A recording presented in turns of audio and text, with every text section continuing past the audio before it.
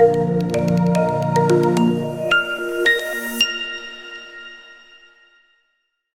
is actually it's a cybersecurity company, and what it's trying to do is use quantum technology to accelerate artificial intelligence. So it's actually twofold. We're using quantum technology to improve upon existing cryptography. I think it's better to discern between quantum computing and quantum accelerated hardware. So there's two different streams.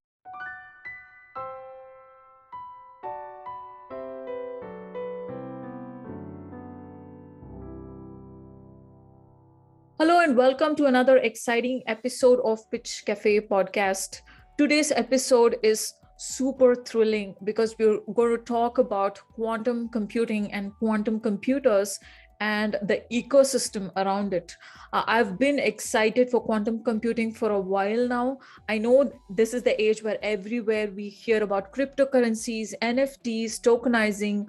But hey, what is it that can come and eat into the crypto, the blockchain, and this whole new world of decentralized technologies? So quantum computing is a superpower in more than one ways. And today we have with us Rahul Tyagi. He's an entrepreneur in the quantum computing space. He's so young, and it baffles me how somebody so young has ventured into something so humongous. So without further ado, let's bring on Rahul Tyagi, who's currently based in the UK, and also educated in the UK, but his startup is based out of Silicon Valley. So these two ecosystems are burgeoning with cutting edge technology for a while now. I've been tapping into the trends. So without further ado, Rahul, welcome to the podcast Pitch Cafe.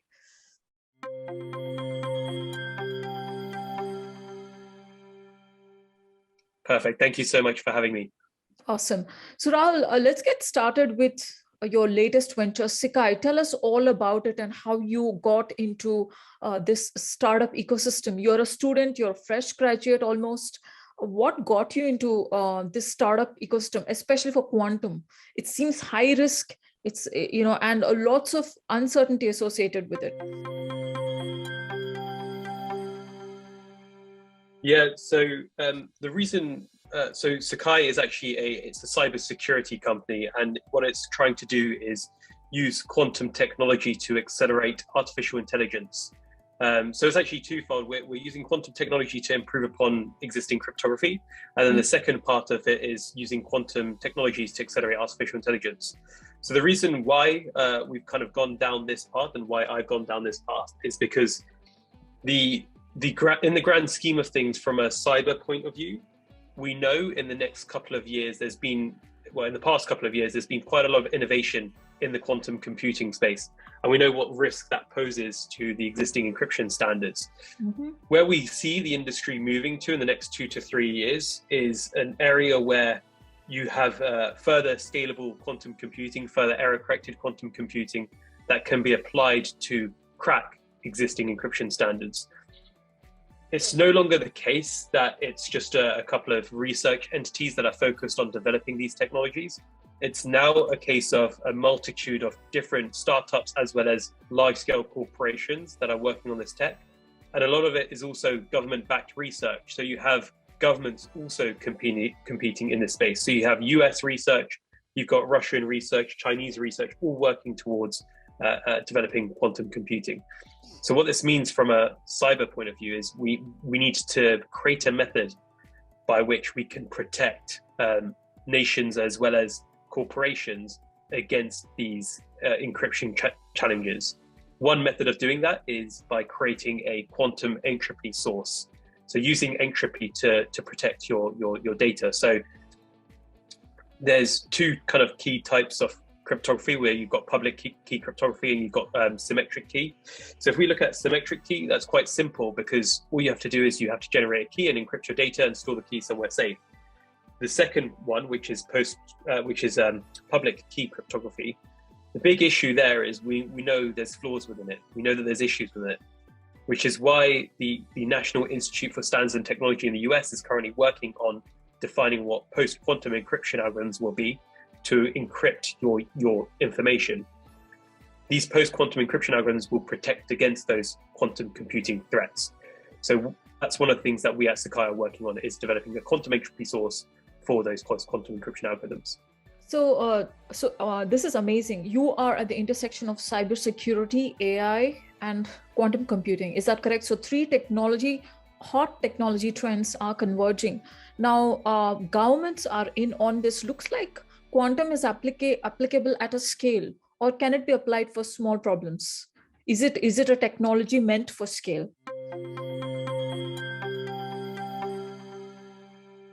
It is really predominantly focused on scale. The issue at this moment in time is, if you're looking at just purely quantum computing, it's being done by such a small number of companies, whether they be large or small.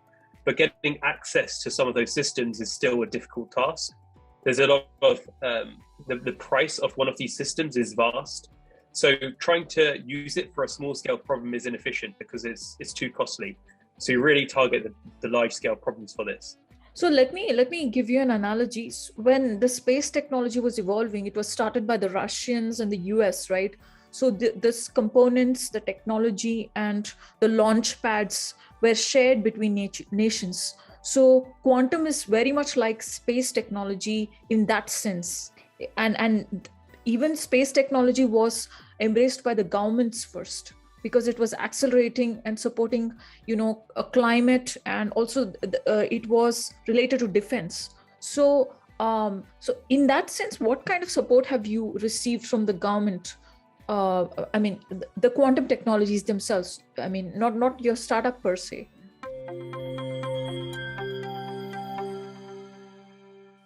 Yeah, so in terms of the government help that's out there for quantum-based technologies, so I think it's better to discern between quantum computing and quantum accelerated hardware. So there's two different streams. So if we look at both, there is enough grants available for companies that are working in the space. And that's been the key incentive mechanism for governments, is by providing these grants. They already know themselves that innovating internally is a difficult thing to do. But if you innovate using commercial entities, it becomes a better proposition.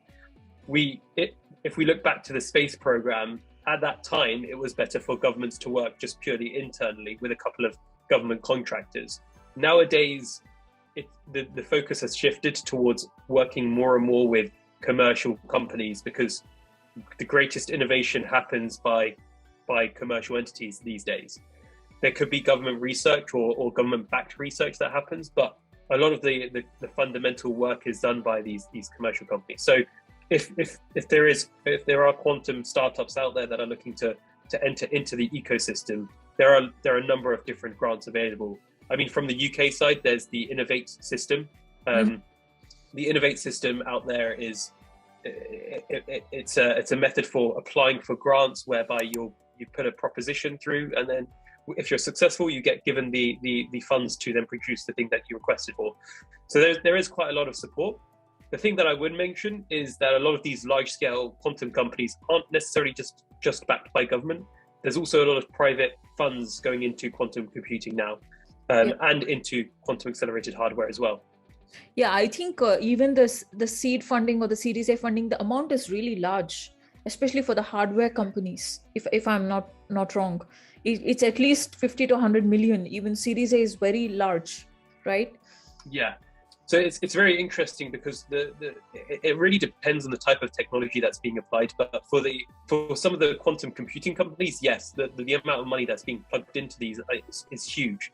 And it really will be a case of looking at which technology is applied in which area and what it's most useful for. So at this stage, we don't necessarily know which one's going to win the competition, and if anyone's actually going to win the competition, because there may be certain types of compute that will be better applied to certain situations versus others. Right. So it's still a bit of a guessing game at this moment in time, and a lot of people are hedging their bets by putting their capital into multiple different entities.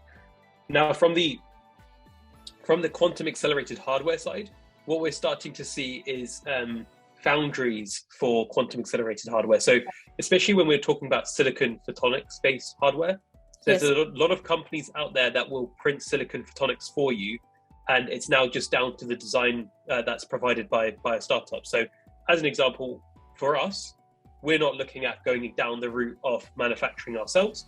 we're more likely to partner with someone to manufacture, because it's better for us as a commercial entity. We focus on that central IP, and then they'll focus on the actual production mechanisms behind the development. So it's quite like how we now have the traditional silicon market. It's the same sort of concept that's being applied there.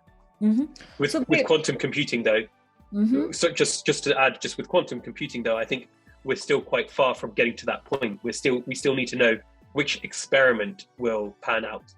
Fantastic. So if I think about quantum as a disruptive technology, and if I'm looking at the projections of when this disruptive technology is going to become commoditized, like accessible to everyone, what is the length of time you're thinking? How long is it going to take for it to be available, probably on my cell phone, or be commoditized? Because all technologies go through this phase. Silicon went to this phase, AI went through this phase, and now blockchain and NFT are getting there. But quantum is going to eat into the blockchain. So how far are we thinking, in terms of commoditization of quantum? How far ahead is that going to happen?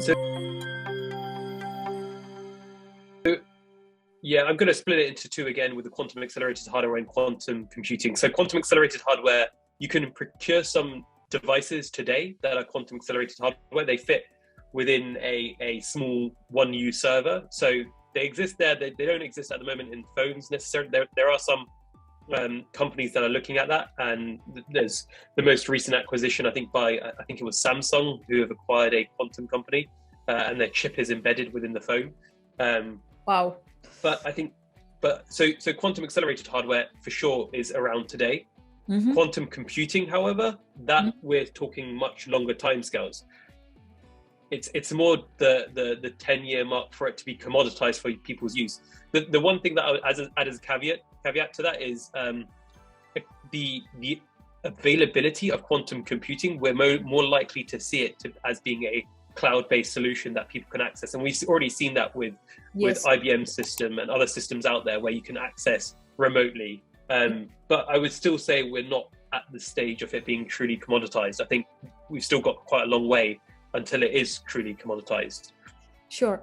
And one of the things I was wondering about was, what kind of problems is quantum technology really suitable for? What is it that would be a good problem? For example, data-centric problems are suitable for AI. Anything to do with large amounts of data and learning patterns, AI is really the technology to harness. Similarly, what kind of problems should quantum technologists go after, or find as suitable? I mean, there is a lot of investigation around the machine learning aspect. There's a lot of stuff around mimicking quantum systems as well, because naturally the quantum computer will be better at it. There's a lot of capabilities out there. I think from what we've seen on what we've applied our quantum entropy hardware on is an acceleration in machine learning. So we've already seen that with some of the stuff that we're working on. So it's I think the biggest impact, because AI is going to be one of the biggest areas that will impact industries across the board and is impacting today. So I think the combination of quantum and AI together is the thing that really will differentiate across industries. And we're talking from drug discovery and drug development through to even from a finance side, really, like looking at algorithmic risk selection stuff. That's where it can really play into it. Anything where there's a probabilistic capability, that's where it will really shine.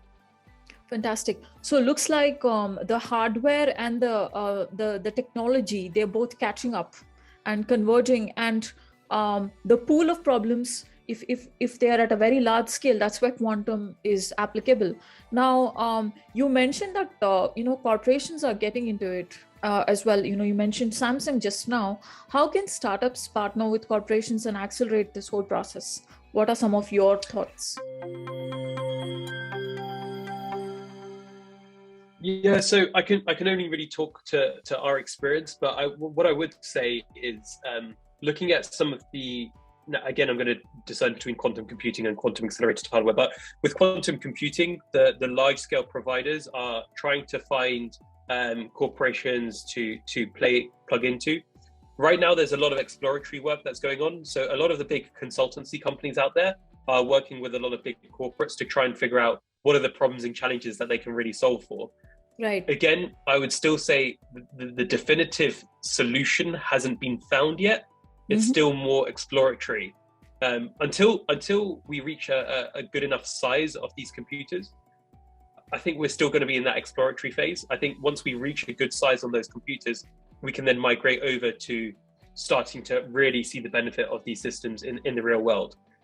Quantum accelerated hardware, however, we can already see the benefit. So in terms of how to go about partnering, the best way is typically just approaching some of these companies, seeing the problems that they're working on themselves, identifying how your technology can really improve it, and then proposing a method. And a lot of the work can be done as partnerships or small kind of test cases for them to see. A lot of these organizations have moved towards innovation labs, and that can be quite a nice way of playing into these companies. Yeah, I think innovation labs and innovation labs in the industry and academia have to come together. And the only way this can be accelerated is through startup ecosystems, because startups are focused, the resources are completely, a laser sharp, pinpointed to one particular problem. So with that, SECQAI is one such startup which is accelerating this whole process in cybersecurity. And can you tell us a little bit more about where you're at with your startup and what specific products and services are you focusing on right now?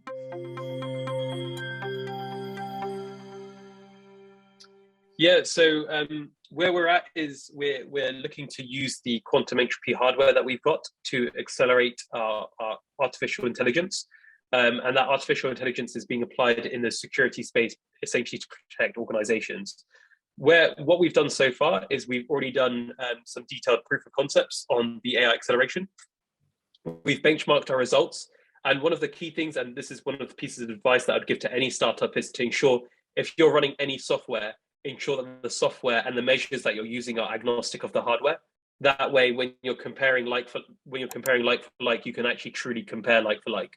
A key example is if you're running machine learning on one system versus another, the time to train absolute number can be different from system to system. Yeah. So the best way to actually measure it is by looking at other measures that can really discern that. So what we've done is we've already done that benchmarking exercise, shown what improvements we've had, and now we're working on our core acceleration. So we've looked at convolutional neural networks, we've looked at generative adversarial networks as well as part of that discussion. And we've looked at the improvements we've had in there. And now we're moving on to our third phase, which unfortunately I cannot go into more detail about, but we're looking at the acceleration that we can get out from that as well. That sounds fantastic. I know for sure that Google has invested a lot of resources on just studying the hardware acceleration on machine learning applications which run on the phone for AlphaGo. I mean, you name it. There are a lot more applications like DeepMind. They have invested a lot of resources. So hardware is certainly the pivotal, key here for adoption as well as for adoption at scale. Now, my question was, what is the sustainability and carbon footprint aspect of this? Because I know it's a huge trend. Climate change is at the forefront. Quantum is used for studying climate change problems, for creating twins. So what kind of carbon footprint do quantum computers have? And is it good news out there? Is it good news brewing for us? So I'm going to again split the conversation into the two. So quantum computing wise, if you're looking at cryogenic based ones, it requires a huge amount of energy resource to cool these computers down, heat them back up and cool them back down.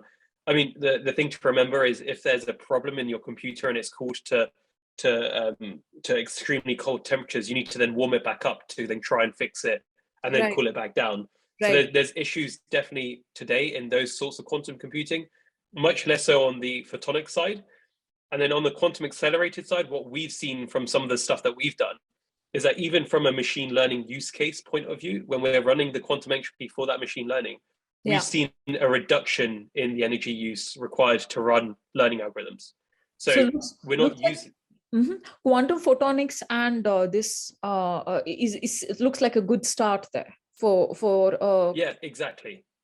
So silicon photonics, silicon photonics has so it's really shown a decrease in the energy consumption, and we've actually been measuring it in the lab that we're working in to figure out how much energy are we consuming less. And one of the things is actually twofold. So one is, when you're training your machine learning algorithm, how much time are you saving? And therefore, how much energy are you saving in that time to learn? Right. And then the second part is, when you're actually running the algo in real world scenarios, where it's trained and it's now running in the real world, are you able to use quantum hardware to accelerate it such that because you're relying on photons and probabilistic compute, you're using less energy? And that's one of the key focuses that we're doing in SECQAI as well, is to look at using silicon photonics to reduce down the energy consumption of machine learning. Fantastic. So you have you're doing all the right things. You're looks like it's a very promising trajectory. Any last thoughts before we wrap up the podcast? And a message for the youth entrepreneurs who are looking at quantum computing to venture into. Yeah, I think the thing that I would say is, it's not as scary as it looks, because there's a lot of hesitancy when someone mentions the word quantum. You normally get a lot of blank faces. So I think there's a bit of an aversion to quantum. I think the big thing is just start reading about it and looking into it, understanding how it works and what it does, because that's the best way to get away from that aversion. It is a technology that is going to be used in the next couple of years, and you're going to hear more and more about it. So it's better to get on board and understand it today than to wait a couple of years and then get it when it's too late. So what was the purpose which inspired you? What was really the purpose? Like what keeps you awake at night? What gets you up in the morning when you think about your startup? Yeah, so I think there's a couple of things. I think the first one is the quantum work that we're doing. Seeing how it will be used in the next 2 years or so really shows the kind of need for this kind of technology. But the second part of it is, we've created this piece of hardware and we're seeing the benefits in many different disciplines from software. And when you realize exactly the use, even though we're using cybersecurity today as our use case, you see the realm of possibility that this next set of hardware will provide. And I think that's the key differentiator for us. It's not, yes, we might be using it for security, but when you look at the grander scheme of things, if you can accelerate machine learning overall and make it more accurate and reduce the amount of energy, you've opened up a whole host of different problems that you can be applied to and solve for, whether that be in digital pathology or protein folding or many different industries. So that's the real thing that drives us and drives the company. And every breakthrough that we have, sometimes we get scared and have to double check our results to make sure that they are true. But every breakthrough that we're having, it's the thing that really drives us and gets us excited about it.